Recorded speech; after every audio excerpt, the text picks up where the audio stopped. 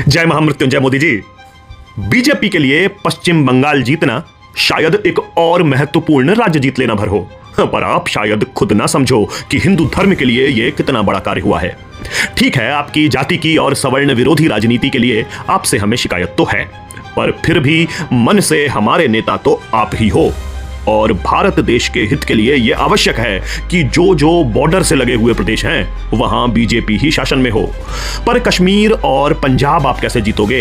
Hindu minority में है वहां। बंगाल भी लगभग असंभव ही था, जिसे आपकी योग्यता और मेहनत ने संभव बना दिया। 2014 से आज तक की यह आपकी निर्विरोध सबसे बड़ी जीत है। आगे कई हफ्तों तक एनालिसिस होंगे कि आखिर बीजेपी ने इतनी बड़ी जीत क्रैक कैसे कर ली। आपकी मेहनत तो है ही, पर सबसे बड़ा योगदान बांग्लादेश में हो रही हिंदुओं की हत्याओं का रहा। बंगाली हिंदू अंततः ये समझ गया कि जैसे ही उसकी संख्या कम होगी उसका हलाल होना तय है।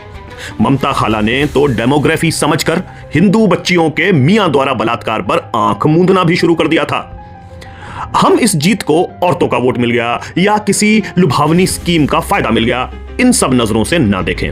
सिर्फ इतना समझना है कि जब भी हिंदू एक होकर वोट कर देगा, रिजल्ट ऐसा ही कुछ आएगा।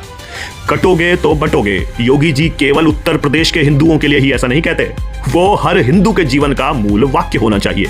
पर असली आनंद तो तब आएगा जब जिस रास्ते ममता खाला घुसपैठिए घुसवाती थी, बस उसी रास्ते हमें सारे घुसपैठिए वापस भेजने हैं। नया रास्ता बनवाने की भी जरूरत नहीं। अगर बांग्लादेश उन्हें वापस लेने से इनकार करे तो एक बोट में उनको 1 महीने का राशन देकर समुद्र में छोड़ दो, ताकि वो चीन की सीमा में किसी सुनसान टापू पर जाकर बस जाएं। बाकी जहां तक मुझे समझ है, बीजेपी जीत से ही संतुष्ट हो जाएगी, फिर विकास की बातें करने लगेगी। पर होना तो ये चाहिए कि टीएमसी गुंडों के द्वारा की गई हर हत्या, हर बलात्कार का उन्हीं की भाषा में जवाब दिया जाए। कम से कम 20 साल ममता खाला अगर जेल में नहीं रही तो जीत की मिठास थोड़ी तो कम हो जाएगी। बाकी असम में भी लगभग उन्हीं कारणों से हिंदू इकट्ठा हुआ जिन कारणों से पश्चिम बंगाल का हुआ।